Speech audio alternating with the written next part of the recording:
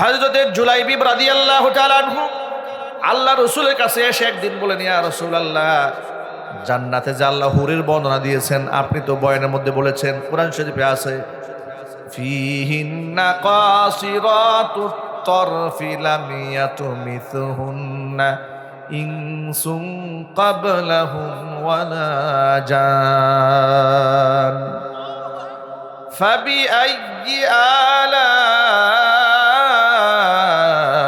রাব্বিকুমা তুকাযযিবান কাআন্নাহুন্নাল ইয়াকুতু ওয়াল মারজান ফাবিআইয়ি আলাই রাব্বিকুমা তুকাযযিবান। জুলাইবিব রাদিয়াল্লাহু তাআলা আনহু আল্লাহ রাসূল সাল্লাল্লাহু আলাইহি সাল্লামকে বলছেন, ইয়া রাসূলুল্লাহ, জান্নাতে যে সমস্ত হুরের বর্ণনা কোরআনে আছে, অর্থাৎ তারা হবে খুব লাজুক প্রকৃতির নারী, ফীহিন্না কাসিরাতুত তারফি, তাদের চক্ষু থাকবে পরপুরুষ থেকে, এমনকি জান্নাতি পুরুষ থেকে চক্ষু থাকবে আনত নয়না, লজ্জায় তারা চোখ উঁচু করে তাকাবে না। সুবহানাল্লাহ কোন। আপনাদেরকে সহজে এক্সাম্পল দিয়ে বুঝায় দেওয়ার জন্য বলি, একটুখানি চিন্তা করেন, যে সমস্ত মেয়েরা লাজুক প্রকৃতির হয়, ওই সমস্ত মেয়েরা পুরুষের সামনে গেলে কি বড় বড় চোখ করে তাকায় থাকে নাকি? যদি বলেন। যদিও এই সমাজের মধ্যে এখন সতী সাধ্বী লাজুক নারীদের সংখ্যা খুবই কম, সমাজের মধ্যে বেহায়া অশ্লীল মেয়েদের সংখ্যাই বেশি। দিন যত যাচ্ছে নির্লজ্জতা তত বেড়ে যাচ্ছে। কথা বলতে হবে, ঠিক কিনা বলেন? অনেক যুবকেরা বলে, হুজুর কি জামানা আসছে, আগে ছেলেরা মেয়েদের পিছনে দৌড়াতো, এখন মেয়েরাই উল্টা ছেলেদের পিছনে দৌড়াচ্ছে। জামানা নষ্ট হয়ে যাচ্ছে, জামানের মানুষের কালচারটা বরবাদ হয়ে যাচ্ছে। মা বোনদেরকে সতর্ক করে দিয়ে বলছি, মায়ের বোনেরা সাবধান হন, লাজুক হন, নিজেকে পর্দার আড়ালে রাখুন, আল্লাহ আপনার মর্যাদা বাড়াই দেবে। আচ্ছা প্রিয় ভাইয়েরা, আপনারা কি ঝিনুকের মধ্যে যে মুখটা হয়, এই মুখটা কখনো দেখেছেন? অনেকেই দেখেননি, আমি দেখেছি। ঝিনুকের ভেতর থেকে নিজ হাতে মুখটা আমার সামনে বের করেছে, এবং আমি এক্সপিরিয়েন্সের জন্য, অভিজ্ঞতার জন্য নিজে একটু খুঁচাই খুঁচাই বের করেছি। তো ঝিনুকের মধ্যে যে মুক্তাটা থাকে, মুক্তা খুব ঝলমলে, খুবই চমৎকার, অনেক সুন্দর। তো যাই হোক, মুক্তার দানার মতোই দেখতে প্লাস্টিকের অসংখ্য দানা আছে, এগুলা রাস্তাঘাটে 10 টাকা 20 টাকা দিয়ে পুঁতির মালা বিক্রি হয়, কোনো মূল্য নাই। কি ঝিনুকের মধ্যে থাকে, অভিজ্ঞ লোকেরা বুঝে কোন ঝিনুকের মধ্যে মুক্তা থাকে। ওরা কিভাবে যেন বুঝতে পারে, আন্দাজ করতে পারে। এবার ঝিনুকের মধ্যে মুক্তার দানাগুলো থাকে, সেগুলো বের করে নিয়ে আসে, খুব চকচকে ঝলঝলে সুন্দর, এগুলোতে মালা বানানো হয়। এর এক একটা মালার দাম 1 লাখ 2 লাখ 5 লাখ টাকা পর্যন্ত হয়ে যায় একটা মালার দাম। আমার প্রশ্ন হচ্ছে, ঝিনুকের মধ্যে মুক্তাটা সে ভিতরে আটকায় রেখেছে, পাবলিক সহজে তাকে পায় না, দুর্লভ হয়েছে, দুষ্প্রাপ্য হয়েছে, এটা কষ্ট করে এটাকে অর্জন করতে হয়, এই জন্য তার দাম বেড়ে গেছে। ঠিক কিনা যদি বলেন? ঝিনুকের মধ্যে মুক্তা লুকিয়ে থাকার কারণে মুক্তার যেমন দাম বাড়ে, আমার যে মা, আমার যে বোনটি নিজেকে আল্লাহর দেওয়া বিধানে পর্দার মধ্যে লুকিয়ে রাখে, এই মুক্তার চাইতেও আল্লাহ পাক ওই নারীর মর্যাদা বাড়ায় দেয়। এসে নারীর সম্মান থাকে দুনিয়াতে, সম্মান থাকে আখিরাতে। আর যে মেয়েটি ওই যে ইসের মতো স্বাভাবিক প্লাস্টিকের পুঁতির মতো নিজেকে সস্তা বানায় ফেলে, এর কোনো মূল্য থাকে না। এর বিবাহ দিতে গেলেই যৌতুক লাগে। কথা বলেন? এর কোনো পুরুষ ভালো করে দেখতেও চায় না, দেখার কি আছে, এত ফ্রি সার্ভিস দিচ্ছে সারা দিন এলাকায়। কথা জুড়ে বলে না ভাই? একে নতুন করে টাকা দিয়ে দেখার কি আছে? ঘর থেকে বের হলে তো ওকে রাস্তাঘাটে পাওয়া যাচ্ছে, বাজারে পাওয়া যাচ্ছে, হাট বাজারে পাওয়া যাচ্ছে, পার্কে পাওয়া যাচ্ছে, সিনেমায় পাওয়া যাচ্ছে। তো আনুষ্ঠানিকভাবে এর দেখার কি মূল্য আছে? আর যে মেয়েটি পর্দায় রেখেছে, আল্লাহ পাক তার মর্যাদা বাড়িয়ে দিয়েছে। আল্লাহ পাক যেন আমার মা বোনদেরকে ইমানি দৌলত দান করেন। ইমান থাকলে লজ্জাও বেড়ে যাবে। আল হায়াউ শু'বাতুম মিনাল ঈমান, লজ্জা হচ্ছে ইমানের একটা শাখা। যার মধ্যে ইমান নাই, যার মধ্যে লজ্জা নাই, এর মধ্যে ইমানও নাই। জান্নাতি রমণীগুলো খুব লাজুক হবে। আচ্ছা ধরেন আপনার কষ্ট পাচ্ছেন ভাই? মনে করেন আপনি নতুন বিবাহ করেছেন, অ্যারেঞ্জ ম্যারেজ হয়েছে, এটা আমাদের দেশের তথাকথিত লাভ ম্যারেজ হয় নাই। লাভ ম্যারেজ বুঝেন তো? আমাদের দেশে লাভ ম্যারেজ বলা যেটাকে বলা হয়, এটা আমি আমার ভাষায় বলি, এগুলো হচ্ছে জিনা ম্যারেজ, ব্যভিচার ম্যারেজ, ঠিক কিনা বলেন ভাই? এটা লাভ ম্যারেজ কেমন হয়? ভালোবাসা কি করে হয় এটা? আপনি বিবাহ বহির্ভূত তার সাথে কত কথা বলেছেন, কত প্রেম আদান প্রদান করেছেন, কত গাকে স্পর্শ করেছেন, এছাড়া আরো অনেক কিছু করে ফেলেছেন। তাহলে এটা কি করে ভালোবাসা হলো? এ তো ভালোবাসা না। বিবাহ বহির্ভূত শারীরিক সম্পর্ক হোক কিংবা আদান প্রদান হোক, প্রেম নিবেদন হোক, এগুলো কি ভালোবাসা বলে? এগুলো ব্যভিচার বলে। কি বলে? ব্যভিচার বলে। ব্যভিচারী বিবাহের মধ্যে খুব সুখ থাকে না। অ্যারেঞ্জ ম্যারেজ যেটা হয়, যদি আনুষ্ঠানিকভাবে পরিবার সূত্রে হয়, ছেলেও মেয়েকে চেনে না, মেয়েও ছেলেকে চেনে না, বাসর ঘরে বসেছে, বসার পরে দেখবেন প্রথমবারের মতো উনি বউ দেখতে চাচ্ছে। এখন সুন্দর করে বউ সেজে বসে আছে, কি বউ কি নিজের ঘুমটা খুলে এইরকম তাকাই থাকে নাকি? না, থাকে না। সে লজ্জায় মাথা নত করে থাকে, মাথার ঘুমটা খুলতে চায় না। স্বামী বেচারা উঠিয়েছে, এরপরেও তার দিকে লজ্জায় তাকাতে চায় না। জীবনের প্রথম দেখতেছে তো লজ্জা লাগতেছে। সুবহানাল্লাহ বলেন। কোরআন শরীফে আল্লাহ বলেছেন, ফিহিন্না কাসিরাতুত তারফ, বেহেশতের হুরেরা লজ্জায় চক্ষুকে নত করে রাখবে। আরো যদি বলেন সুবহানাল্লাহ। এরা এত সুন্দর হবে, আল্লাহ প্রশংসা করে বলেছেন, কান্নাহুন্নাল ইয়াকুতু ওয়াল মারজান, এগুলা যেন ইয়াকুত পাথর, এগুলা যে মহামূল্যবান মারজান পাথরের মতো এদের চেহারাতে গ্লেস মাঠে থাকবে। জুলাইবিব রাদিয়াল্লাহু তাআলা আনহু রাসূলুল্লাহকে বলেন, ইয়া রাসূলুল্লাহ, আল্লাহ তাআলা কি আমার মতো ব্যক্তিকে জান্নাতে এই সমস্ত হুর দান করবেন? রাসূল তার মনের কথাটা বুঝতে পারলেন। জুলাইবিবকে ডেকে বলেন, জুলাইবিব, তোমার কি বিবাহ করতে মনে চায়? জুলাইবিব বলে, ইয়া রাসূলুল্লাহ, আমার মতো ব্যক্তির সাথে কে কন্যা বিবাহ দেবে? কোন মেয়েটা আমাকে বিবাহ করতে রাজি হবে? বিবাহের প্রয়োজন আছে, কিন্তু আমার তো সৌন্দর্যতা নাই, টাকা পয়সা নেই, এই জন্য আমাকে কেউ বিবাহ করতে চায় না। রাসূল তার বিবাহের দায়িত্ব গ্রহণ করলেন। মদিনার মধ্যে খোঁজ খবর তালাশ করতে নিলেন, দেখতে থাকলেন কোন ঘরের মধ্যে বিবাহের উপযুক্ত মেয়ে আছে। তালাশ করতে করতে তিনি শুনতে পেলেন একজন আনসারীর ঘরে উপযুক্ত একজন পাত্রী আছে। নবী করিম সাল্লাল্লাহু আলাইহি ওয়াসাল্লাম আনসারী সাহাবীকে ডাকলেন, ডেকে বললেন, তোমার মেয়ে বিবাহের উপযুক্ত? বলে হ্যাঁ। তুমি কি তোমার মেয়েকে বিবাহ দিতে চাও? বলে হ্যাঁ, দিতে চাই। রাসূল বললেন, আমি তোমার মেয়ের জন্য বিবাহের প্রস্তাব দিলাম, পয়গাম দিলাম। সাহাবী তো আনন্দে আত্মহারা, রাসূল দিয়েছেন বিবাহের পয়গাম, একেবারে খুশিতে একেবারে মনে করে আত্মহারা হয়ে গেছে। রাসূল বলেন, বেটা এত খুশি হো না, আগে কথা শোনো। প্রস্তাব তো দিয়েছি আমার জন্য দেই নাই, প্রস্তাব দিয়েছি আমার সাহাবী জুলাইবিবের জন্য। জুলাইবিবের নাম শোনা মাত্র আনসারী সাহাবীর মনটা খারাপ হয়ে গেছে, কারণ জুলাইবিব সম্পর্কে তিনি জানেন তার চেহারা সৌন্দর্যতা নাই, লাবণ্যময়তা নেই। মনটা এত খারাপ হলো, সাথে সাথে আল্লাহ রসুলের প্রস্তাব তো আর প্রত্যাখ্যান করতে পারেন না। তিনি বলেন, ইয়া রাসূলুল্লাহ, আপনি আমার একটু সুযোগ দেন, আমি আমার পরিবারের সাথে বিষয়টা একটু শেয়ার করি, মেয়ের সাথে, মেয়ের মায়ের সাথে। রাসূল বলেন, কোনো অসুবিধা নেই, তুমি গিয়ে আগে পরামর্শ করে আমাকে জানাবে। তিনি ঘরের মধ্যে চলে গেলেন, বিবিকে ঘরের কোনায় এক কোনায় ডাক দিয়ে বলে, নবী করিম সাল্লাল্লাহু আলাইহি ওয়াসাল্লাম তোমার মেয়ের জন্য বিবাহের পয়গাম পাঠিয়েছেন। মেয়ের মাও খুশিতে আত্মহারা হয়ে গেছে, রসুল বিবাহের পয়গাম দিয়েছে, মহা খুশি। যদি রসুলকে জামাই হিসেবে তারা পান, দুনিয়া আখিরাত ধন্য হয়ে যাবে, এই নিয়তে তিনিও আত্মহারা হয়ে গেছেন আনন্দে। স্বামী বললেন, আগে কথা শেষ করতে দাও। বিবাহের পয়গাম রসুল্লাহ দিয়েছেন, নিজের পক্ষ থেকে দেন নাই, তার সাহাবী জুলাইবিবের পক্ষ থেকে দিয়েছেন। জুলাইবিবের বর্ণনা তার সামনে দেওয়ার পরে তার মাও নারাজ হয়ে গেছে। মেয়ের মা মনে মনে ভাবতেছেন, আল্লাহ রসুল এমন একটা ছেলের জন্য আমার এই সুন্দরী মেয়ের বিবাহের পয়গাম পাঠিয়েছে, তো বিষয়টা কেমন হলো? তো সরাসরি তো না বলা যায় না, এক কাজ করেন, বিনয়ের সাথে বলেন যে আমরা পরিবারে পরামর্শ করেছি, পরিবার তো এটাকে অ্যাকসেপ্ট করছে না। এই যে স্বামী স্ত্রীর কথোপকথন হচ্ছে, এই কথাগুলো আবার পর্দার আড়াল থেকে মেয়েটি শুনে ফেলেছে। ঘর থেকে বাবা যখন বের হয়ে যাবে প্রস্তাবকে প্রত্যাখ্যান করার জন্য, বের হয়ে যাওয়ার মুহূর্তে মেয়েটি ডেকে বলছে, বাবা যাও কোথায়? বলে, রসুলের কাছে যাই। কেন যাই? কেন যাচ্ছেন আপনি?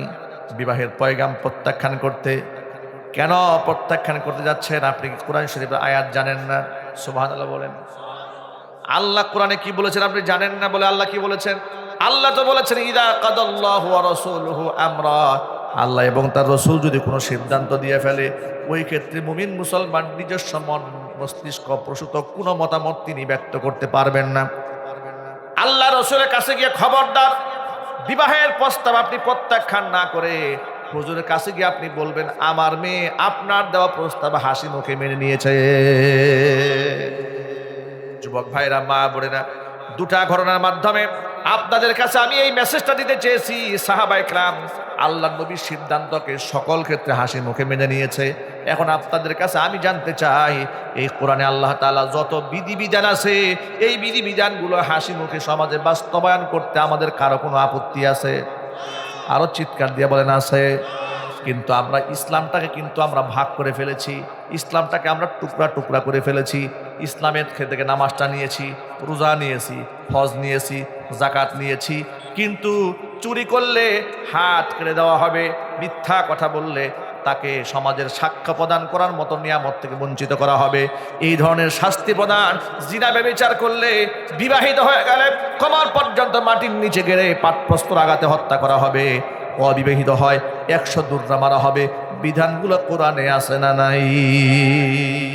কোরআনে কারিমে রাজ কায়েম করার ক্ষেত্রে আমরা রাসূলুল্লাহকে মডেল মানতে চাই না, হাজারো যুক্তি তর্ক সামনে দাঁড় করায় দেই। কথা যদি বলতে হবে, ঠিক কিনা? এক একজনে এক এক কথা বলে, পশ্চিমারা নারাজ হয়ে যাবে, কোরআনের আইনের কথা বললে আমরা মৌলবাদ হয়ে যাব, ভারত নারাজ হয়ে যাবে, চীন নারাজ হয়ে যাবে, আমাদের বৈদেশিক মুদ্রা আসা বন্ধ হয়ে যাবে, বিদেশি সাপোর্ট বন্ধ হয়ে যাবে, কত কথা তারা বলতে থাকে।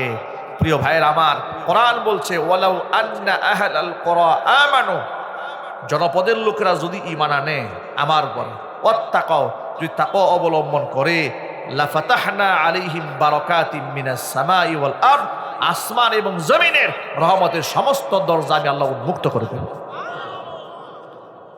শুনে রাখেন মুসলমানেরা, কান খুলে, সত্যিকার অর্থে যদি আমরা প্রকৃত ইমানদার হতে পারি, তাকওয়াবান হতে পারি, আমাদের এই জমিন থেকে আল্লাহ রাব্বুল আলামিন তেলের খনি বের করে দেবেন। আমাদের জমির মূল্য আছে না ভাই? পৃথিবীর মধ্যে শ্রেষ্ঠ মাটি বাংলাদেশের মাটি, সুবহানাল্লাহ কোন। এই জন্য আমেরিকার নজর এই বাংলাদেশে, চায়নার নজর এই বাংলাদেশে, রাশিয়ার নজর এই বাংলাদেশে, ভারতের নজর এই বাংলাদেশে। ভারতের শুধু নজর না, ভারতের কুনজর। কথা বলেন না কেন? ভারতের কি নজর? ভারতের কুনজর এই বাংলাদেশে। আমরা বলবো ভারত এই দেশের দিকে কুনজর দিয়ে তাকায় না। এদেশের মানুষ কিন্তু প্রতাপশালী, প্রভাবশালী হাসিনাকে জুতা পিটা করে বিদায় করেছে। এই দিকে তাকায় কোনো লাভ নাই। আমাদেরকে সংখ্যায় কম ভাবতে পারো, আমাদের ইতিহাস তো সংখ্যায় কম থাকা। আমাদের ইতিহাস নাই যে সংখ্যাধিক্য দিয়ে আমরা কোথাও বিজয় লাভ করেছি। একটা জিহাদে মুসলমানদের সংখ্যা একটু বেশি ছিল, হুনাইনের যুদ্ধে। ওই জিহাদে মুসলমানরা কি পরিমাণ মার খেয়েছে! কেন? কোরআন বলেছে কদ আজাবাতকুম কাসরাতুকুম, তোমাদের আধিক্য তোমাদের মধ্যে আত্মহমিকা তৈরি করে ফেলেছিল যে মাত্র 317 জন নিয়ে কুপাইতে পারি, আর এখন আমাদের সংখ্যায় হাজার হাজার। আমাদের সাথে পারে কে? আমার উপর তাওয়াক্কুল বাদ দিয়ে সংখ্যার দিকে তাওয়াক্কুল করেছিলে তোমরা, ইচ্ছা মতো মার খেয়েছিলে। এত মার সাহাবায়ে কেরাম খেয়েছিলেন। এর দ্বারা প্রমাণ হয় মুসলমান কোনোদিন সংখ্যা, অস্ত্রবল এগুলা দিয়ে বিজয় লাভ করতে পারে নাই। মুসলমান গোটা জীবনে যতবার বিজয় লাভ করেছে কার সাহায্য নিয়ে? একটু জোরে বলতে হবে, কার সাহায্য নিয়ে? আর আল্লাহর সাহায্য তারা পাবে যারা ইমানদার। মুনাফিকরা আল্লাহর সাহায্য পাবে না, বেঈমানরা আল্লাহর সাহায্য পাবে না, বেনামাজি আল্লাহর সাহায্য পাবে না, সুদখোর, ঘুষখোর, মিথ্যাবাদী আল্লাহর সাহায্য পাবে না। আজকে আমার সামনে ইয়াং জেনারেশন বসে আছেন। আগামীতে কুফফারদের সাথে আমাদের লড়াই হতে পারে। জিহাদের প্রস্তুতি নিয়ে রাখতে হবে। আর জিহাদের প্রস্তুতি একমাত্র তারাই নিতে পারে যারা প্রকৃত ইমানদার মুসলমান। পৃথিবীর ইতিহাস বলেছে মুনাফিকরা জিহাদ থেকে পালায়ে গেছে, সামনে বড় বড় কথা বলেছে। সুতরাং ইমানের ভিত যদি মজবুত না হয়, যেই মুসলমান মুয়াজ্জিনের আজান শুনলে মসজিদে যেতে পারে না, জিহাদের ডাক শুনলে জীবন দিতে যাবে। কথা বুঝে নেই আমার? মুয়াজ্জিন যখন বলছে হাইয়া আলাস সালাহ, হাইয়া আলাল ফালাহ, মুয়াজ্জিনের ডাকে বেটা নিরাপদে মসজিদে গিয়ে নামাজটা পড়ে না। আর যখন হাইয়া আলাল জিহাদ বলা হবে, যখন দেখবে আমার জীবন চলে যাবে, মার খায় চামড়া থাকবে না, তখন দৌড়ে জিহাদে নামবে। এই ঠুনকো ইমান নিয়ে জিহাদে যাওয়া যায় না। ইমান কত মজবুত থাকতে হয় সেটা শহীদ আল্লামা দেলোয়ার হোসেন সাঈদী রহমাতুল্লাহি আলাইহিকে দেখে শিক্ষা গ্রহণ করো। বছরের বছর তাকে কারারুদ্ধ রাখা হলো, কম্প্রোমাইজ করেন নাই। তিনি যদি খালি একটি বারের মতো তাদের সাথে কম্প্রোমাইজিং এ চলে আসলেন, তাহলে এত বছর তাকে কারারুদ্ধ থাকতে হয় না। এমনকি আমরা বিশ্বাস করি সর্বশেষ তাকে যখন কারাগার থেকে বের করে হসপিটালে নেওয়া হয়েছে, এটা আমাদের দৃঢ় বিশ্বাস, এটা গোটা জাতির বিশ্বাস, তিনি স্বাভাবিক মৃত্যুবরণ করেন নাই, তাকে বিষ প্রয়োগ করে শহীদ করা হয়েছে। কারণ যে ডাক্তার তাকে চিকিৎসা দিয়েছে সে ছিল কুখ্যাত শাহবাগী ডাক্তার। আর এই শাহবাগী ডাক্তার আলেমদের মারাত্মক বিরোধী। এমনকি আল্লামা শহীদ দেলোয়ার হোসেন সাঈদী রহমাতুল্লাহি আলাইহির ফাঁসির জন্য সে নিজে মিছিল করেছে শাহবাগে। এমন শিয়ালের হাতে আপনি মুরগি ছেড়ে দিয়েছেন, আপনি চিকিৎসার নামে তাকে হত্যার জন্য ষড়যন্ত্র করেছেন। তাকে যে হত্যা করা হয়েছে তার অসংখ্য আলামত আছে। গতকালকে তার কনিষ্ঠ ছেলে মাসুদ বিন সাঈদী হাফিজাহুল্লাহ তিনি সাংবাদিকদেরকে বলেছেন, এবং আর টেলিভিশনের সাংবাদিকতার মধ্যে তিনি পোর্টালের মধ্যে বক্তব্য এসেছে, আমি নিজে পড়েছি। তিনি বলেছেন আমার বাবাকে বিষ প্রয়োগ করে তারা হত্যা করেছে। তাই যদি না হতো, তিনি যদি প্রকৃত অর্থে অসুস্থ হতেন, তাহলে তাকে যখন কারাগার থেকে ডক্টরের কাছে নেওয়া হলো, তার সন্তানদেরকে তার কাছে যেতে দেওয়া হলো না কেন? কথা বলেন। এক নাম্বার। দু নাম্বার, তিনি যদি আসলেই মুমূর্ষ অবস্থায় থেকে থাকেন, এই পৃথিবীর যত বড় পাপিষ্ঠ ব্যক্তি হোক না কেন, যত বড় অপরাধী হোক না কেন, যদি ফাঁসের দণ্ডিত আসামিও যদি কেউ হয়, তাহলে জীবনের শেষ মুহূর্তে সন্তানদের কাছ থেকে বিদায় নেওয়ার সুযোগটা দেওয়া হয়। কথা বলেন ভাই। জেলকুট আইনে এগুলো আছে না? জীবনের মতো শেষবারের মতো তার পরিবার পরিজন সন্তানাদের কাছ থেকে তাকে বিদায় নেওয়ার মতো একটা সুযোগ দেওয়া হয়। আল্লামা সাঈদী রহমাতুল্লাহি আলাইহি এমন কি অপরাধ করলেন, তার সন্তানদেরকে জীবনের শেষ মুহূর্ত পর্যন্ত তার কাছে যেতে দেওয়া হলো না? এমনকি তাকে শহীদ করে দেওয়ার পরে তাকে ঢাকায় জানাজা পড়তে দেওয়া হলো না। এমনকি তাকে ব্যাক করে যখন পিরোজপুরে নেওয়া হলো, সেই পিরোজপুরে কবরে মাটি করে তাকে শোয়ানোর পরেও টানা 3 মাস পুলিশ দিয়া কবর কেন পাহারা দেওয়া হলো? এই সমস্ত আলামত প্রমাণ করে তারা চিন্তা করেছে 3 মাসে লাশটা পচে গেলে হাড্ডি চার হয়ে যাবে, আর কোনো আলামত বাকি থাকবে না। তারা যে বিষ প্রয়োগে হত্যা করেছে, যদি এখান থেকে উঠায় নেওয়া হয়, যদি কোনো আলামত সংগ্রহ করা হয়, এই ধান্দাগুলা করে তারা একজন আলেমের সাথে এই দেশে কত বড় মারাত্মক জুলুম করেছে। ট্রাইব্যুনাল গঠন করা হয়েছে। আমরা সরকারের কাছে দাবি জানাচ্ছি অনতিবিলম্বে মরহুম শহীদ আল্লামা দেলোয়ার হোসেন সাঈদী রহমাতুল্লাহি আলাইহির হত্যার পুনঃ তদন্ত কমিটি গঠন করা হোক। আপনারা চান না ভাই? বিচার হওয়ার দরকার আছে না নাই? যদি এই সমস্ত শহীদদেরকে যারা মেরেছে তাদের বিচার যদি বাংলাদেশে না হয়, তাহলে ঘরে ঘরে হাসিনা তৈরি হবে। কথা বলতে হবে, ঠিক কিনা বলেন? যদি এদেরকে শাস্তির আওতায় আনা না হয়, ঘরে ঘরে শাহরিয়ার কবির তৈরি হবে, মুনতাসির মামুন তৈরি হবে, সাবেক বিচারপতি ঘরে ঘরে কালামানিক তৈরি হবে। এই জন্য অপরাধ যারা করেছে প্রত্যেকটাকে বিচারের আওতায় এনে জুলাই আগস্টের হত্যাকারী এবং অসংখ্য আলেমদেরকে, শহীদদেরকে গুম খুন করে হত্যা যারা করেছে, তাদেরকে ফাঁসির দণ্ডে দণ্ডিত করার আগ পর্যন্ত এই দেশের মানুষ আন্দোলন থেকে ক্ষান্ত হবে না। যদি আবার গোটা বাংলাদেশের আলেমরা ডাক দেন শহীদ কাফেলায় শামিল হতে প্রস্তুত আছেন, কারাগার আমি দুহাত দেখতে চাই।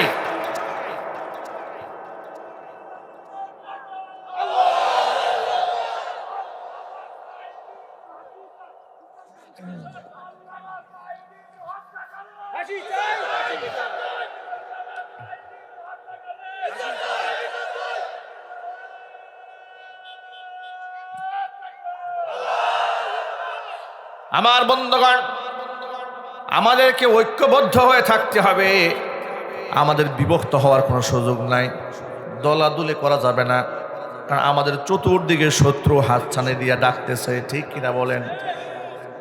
এদেশের মধ্যে গুপ্ত হত্যা চালাবার জন্য, আবার দাড়ি টুপিওয়ালা মানুষদেরকে সাজাইয়া দেশের মধ্যে জঙ্গিবাদ আছে এমন নাটক করাইতেও পারে তারা। এই জন্য সকলকে সজাগ দৃষ্টি রাখতে হবে। যুবকরা, ইমানের ভিত যদি মজবুত না হয় আপনি টিকতে পারবেন না। ইমানের ভিতকে মজবুত করতে হবে। আর ইমানের ভিত তখন মজবুত হবে যখন আপনি সুন্নাহর উপর জীবন গঠন করার জন্য প্রস্তুতি গ্রহণ করবেন। ওয়াদায় আবদ্ধ হন, আমার গোটা জিন্দেগি রসুলের সুন্নাহর জন্য কোরবান করে দিলাম, ইনশাল্লাহ বলেন। শহীদ আল্লামা দেলওয়ার হোসেন সাঈদী রাহিমাহুল্লাহ সহ জুলাই আগস্ট বিপ্লবে, এমনকি এই রাষ্ট্রে, এই দেশে স্বাধীনতার সার্বভৌমত্ব রক্ষায়, কোরআন এবং সুন্নাহর মর্যাদা রক্ষায় বিগত জীবনে যত মানুষ জীবন দিয়েছেন, আল্লাহ পাক সকলকে শাহাদাতের সুউচ্চ মাকাম দান করেন। জান্নাতুল ফিরদাউসের সুউচ্চ মাকাম আল্লাহ পাক তাদেরকে দান করেন। আজকের মাহফিলের ওসিলা করে আল্লাহ তাআলা আমাদের সকলকে পরিপূর্ণ হেদায়েত নসিব করেন। আমি কোরআন মাজিদের হাজার হাজার আয়াতের ভেতর থেকে সূরাতুল আহজাবের 36 নম্বর আয়াতে কারিমা আমার খুতবার মধ্যে আমি তেলাওয়াত করেছি। এই আয়াত থেকে আমি সার সংক্ষেপ কিছু কথা বলবো, যদি আমার মনিব আমাকে সুযোগ করে দেন। আল্লাহ পাক যেন ইখলাসের সাথে হৃদয়ের গহীন থেকে তাত্ত্বিক কথাগুলো বলার তৌফিক আমাকে দান করেন।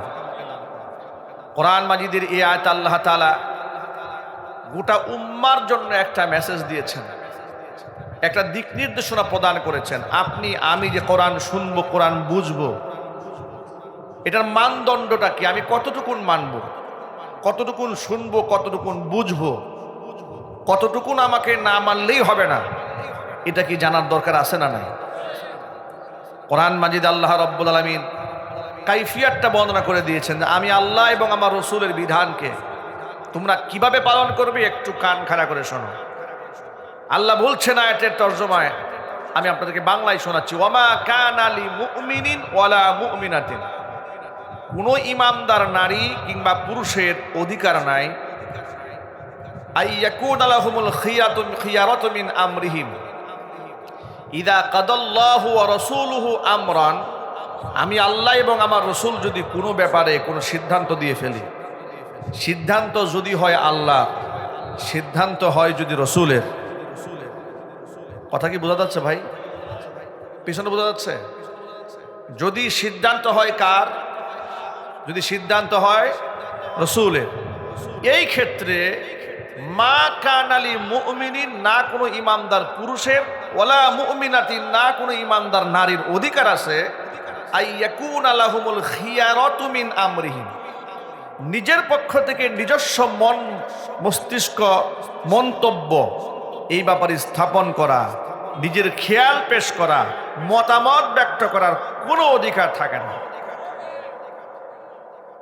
যদি কোনো ব্যক্তি আল্লাহ এবং তার রসুলের দেওয়া সিদ্ধান্তকে হাসি মুখে মেনে না নিয়ে, মতামতকে প্রাধান্য না দিয়ে নিজের পক্ষ থেকে কিছু বলার চেষ্টা করে, ওয়ামাইয়াসিল্লাহ ওয়া রাসূলা, কোনো ব্যক্তি যদি আমি আল্লাহ এবং আমার রসুলের সিদ্ধান্তকে বয়কট করে, প্রত্যাখ্যান করে, সিদ্ধান্তের অবাধ্যে গিয়ে যদি কোনো কাজ করে, ফাকাদ দাল্লা দালালাম মুবিনা, ব্যক্তি সুস্পষ্ট গুমরাহ হয়ে যাবে। এই আয়াতটা নাজিল হওয়ার একটা শানে নুজুল আছে। শানে নুজুল হচ্ছে নবী করিম সাল্লাল্লাহু আলাইহি ওয়াসাল্লামের ফুফাতো বোন জাইনাব বিনতে জাহাশ রাদিয়াল্লাহু তাআলা আনহা, কুরাইশি একজন বংশীয়া রমণী, সুন্দরী। নবী করিম সাল্লাল্লাহু আলাইহি ওয়াসাল্লাম তার জন্য তার নিজের পালক পুত্র যায়েদ বিন হারেসা রাদিয়াল্লাহু তাআলা আনহুর পক্ষ থেকে বিবাহের পয়গাম পেশ করলেন।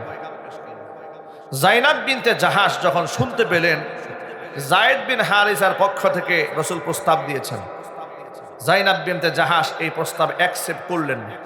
কেন? যায়েদ বিন হারেসা হচ্ছেন সেই সাহাবী যিনি খাদিজাতুল কুবরা রাদিয়াল্লাহু তাআলা আনহার ভাইয়ের মাধ্যমে মক্কার উকাজের মেলা থেকে খরিদকৃত গোলাম ছিলেন। যদিও তিনি ইয়ামানের এক বংশীয় ফ্যামিলির সদস্য, ডাকাত দল আক্রমণ করে তাকে মক্কার বাজারে বিক্রি করে। খাদিজা রাদিয়াল্লাহু তাআলা আনহার ভাই তাকে খরিদ করে।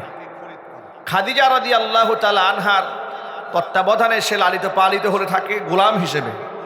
নবী করিম সাল্লাল্লাহু আলাইহি ওয়াসাল্লাম যখন তার সাথে বিবাহ বন্ধনে আবদ্ধ হন, এই জাইনাব বিনতে জাহাশ, এই খাদিজা রাদিয়াল্লাহু তাআলা আনহা এই যায়েদ বিন হারেসাকে রাসূলকে গোলাম হিসেবে উপহার দেন। নবী করিম সাল্লাল্লাহু আলাইহি ওয়াসাল্লাম যেহেতু মহামানব ছিলেন, মানুষকে দাসত্বের শৃঙ্খলা আবদ্ধ রাখা এটা তিনি পছন্দ করতেন। যায়েদ বিন হারেসা রাদিয়াল্লাহু তাআলা আনহুকে তিনি আজাদ করে দেন। চিল্লা করেন সুবহানাল্লাহ। শুধু আজাদই করেন নাই, ছোট বালক অবস্থায় পেয়েছেন, নিজের সন্তানের মর্যাদা দিয়েছেন, চতুর্দিক থেকে আওয়াজ তুলেছেন এই যায়েদ হচ্ছে আমি মুহাম্মদ সাল্লাল্লাহু আলাইহি ওয়াসাল্লামের ছেলে। অত্যন্ত আদর করে ভালোবেসে মোহাব্বত করে যায়েদ বিন হারেসাকে তিনি বড় করেছেন।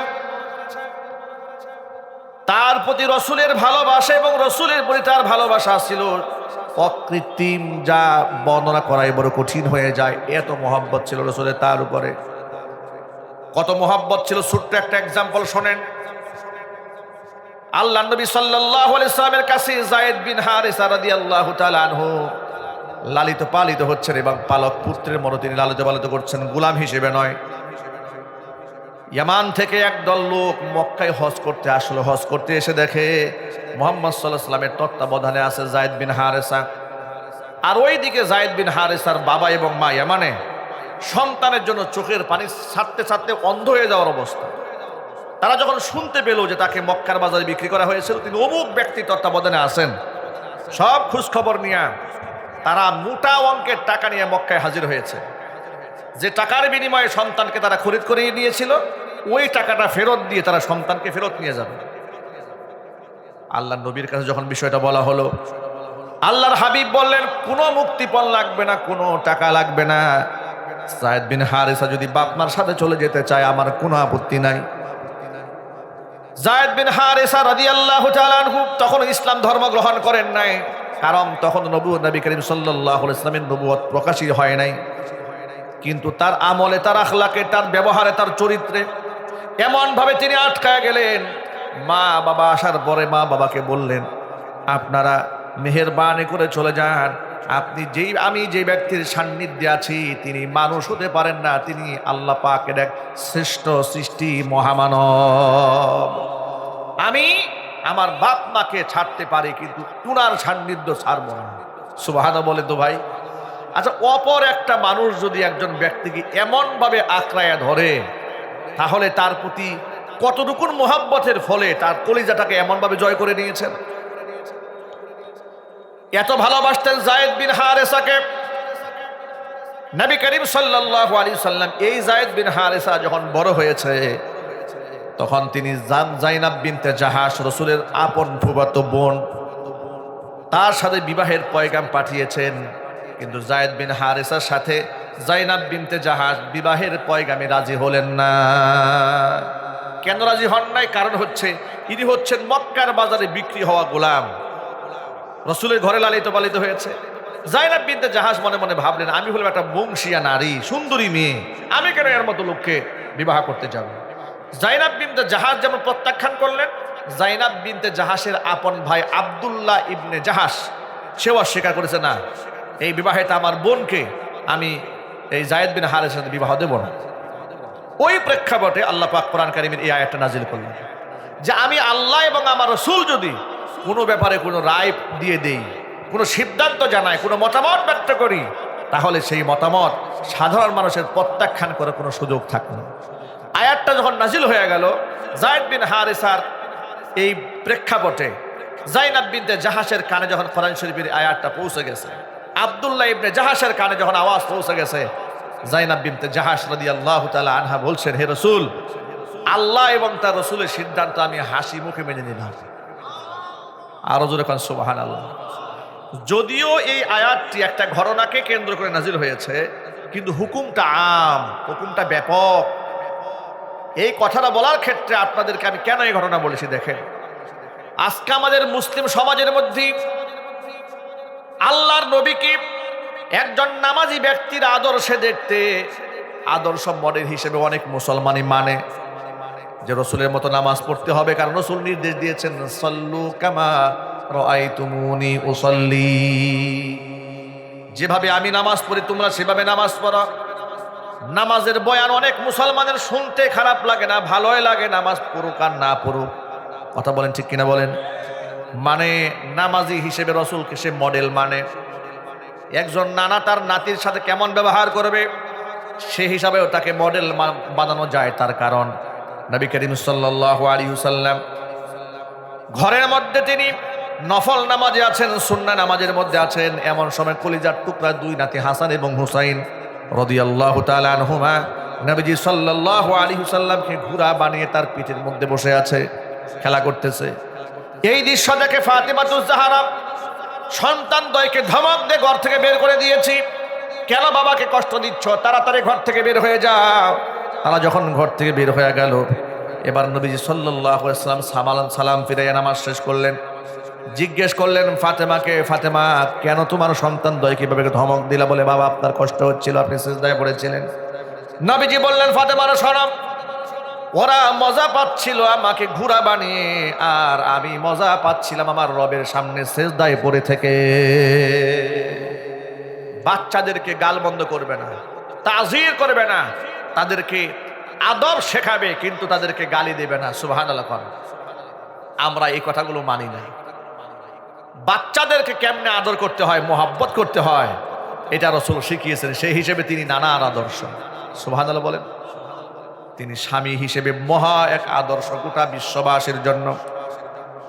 এই যে আমার সামনে যারা বসে আছেন, দেখবেন কত পুরুষের কত অভিযোগ নিজের বউর ব্যাপারে, অভিযোগের কোনো শেষ নাই। অনুরূপভাবে আমাদের মা বোনদেরও স্বামীদের ব্যাপারে অভিযোগের কোনো অন্ত নাই। কিন্তু এই অভিযোগ কেন আসে? এর বড় কারণ হচ্ছে আমরা পুরুষরা, স্বামীরা আমাদের স্ত্রীদের হক আদায় করি না। স্ত্রীরা আমাদের হক আদায় করতে জানেন না, যার দরুন ফাটল তৈরি হয়, দূরত্ব তৈরি হয়। স্ত্রীরা যদি সামান্যতম একটুখানি মেজাজ দেখায়, অনেক পুরুষ আরো মারাত্মক মেজাজ দেখাইয়া তাকে গোলাম এবং দাসীর মতো পিটারে থাকে, মারতে থাকে, অকথ্য ভাষায় গালিগালাজ করে, মাথার চুল ধরে টান দেয়। এবং জালেম পুরুষ সমাজে আছে না নাই? স্বামী হিসেবে আল্লাহর নবী কেমন আদর্শবান ছিলেন।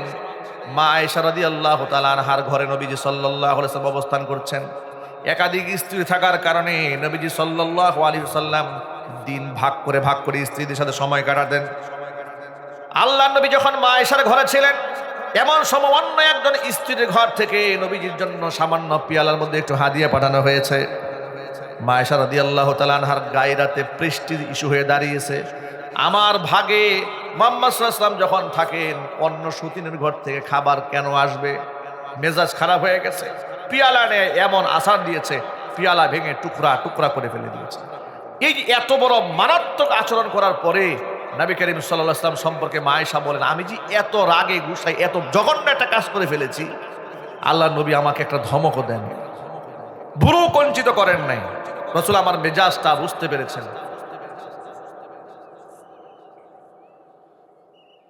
তিনি বুঝতে পেরেছেন আমি কোন মেজাজে ছিলাম, এই জন্য তিনি আমার সাথে খারাপ ব্যবহার করেন নাই, রূঢ় আচরণ করেন নাই, আমাকে আঘাত করেন নাই। বরং আবার ওই স্ত্রীর সাথে যেন আমার দূরত্ব তৈরি না হয়, তিনি যদি জানতে পারেন যে আমি তার পেয়ালা ভেঙেছি, দূরত্ব তৈরি হবে না। হুবহু একটা পেয়ালা কিনে তার স্ত্রীর ঘরে রাসূল পৌঁছে দিয়েছেন।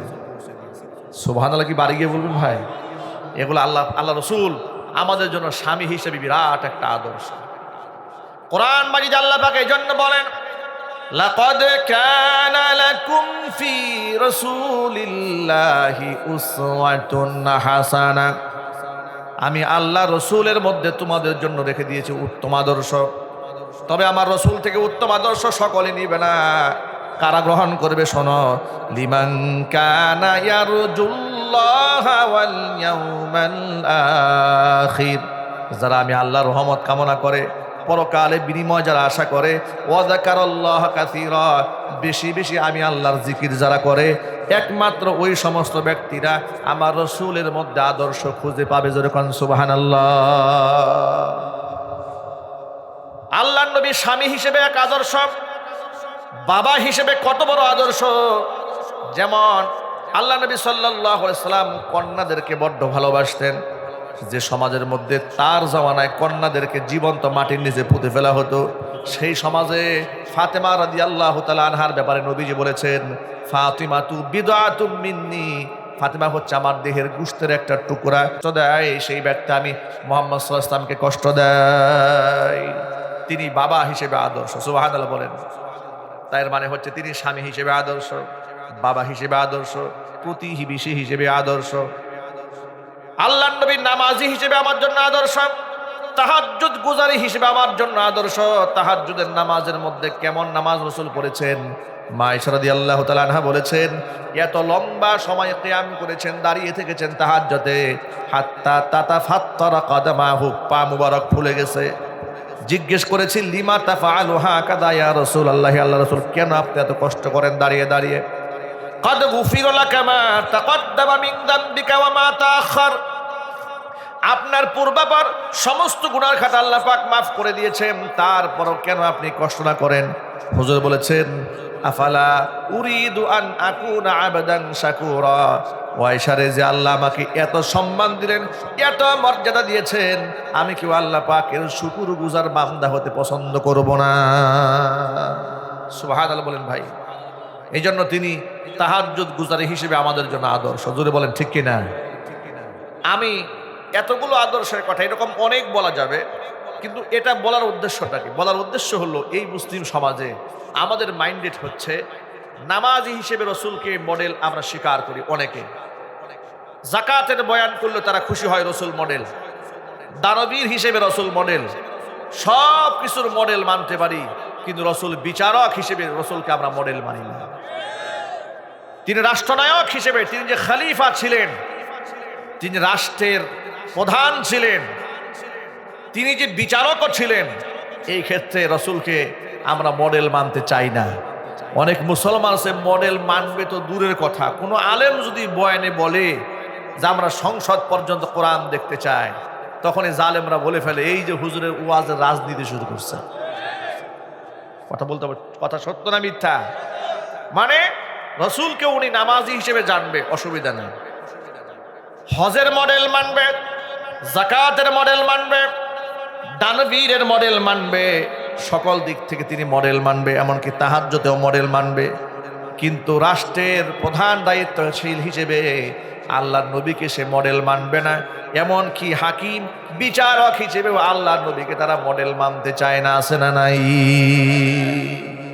এখন আমি আপনাদের কাছে জানতে চাই, কোরআনে কারীমের মধ্যে আল্লাহ তো বললেন আমার নবী, আমার রসুল এবং আমি আল্লাহ যে সিদ্ধান্ত দিয়েছি তা মানতে হবে।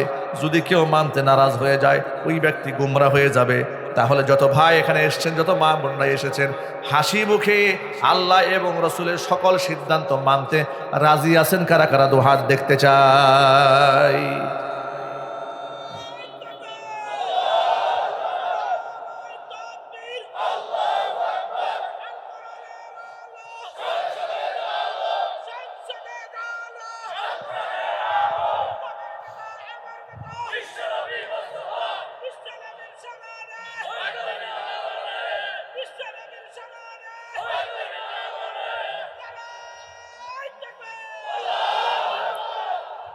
আল্লাহ এবং তার রসুলের সিদ্ধান্ত কিভাবে মানতে হয়, ছোট্ট একটা এক্সাম্পল দিই আপনাদের সামনে। আল্লাহ রসুলের একজন সাহাবী ছিলেন, তার নাম ছিল জুলাইবিব রাদিয়াল্লাহু তাআলা আনহু। দেখতে খাটো ছিলেন, বেটে মানুষ ছিলেন, গায়ের কোনো লাবণ্য ছিল না, কালো প্রকৃতির ছিলেন, চেহারার মধ্যে কোনো সৌন্দর্য তেমন একটা ছিল না।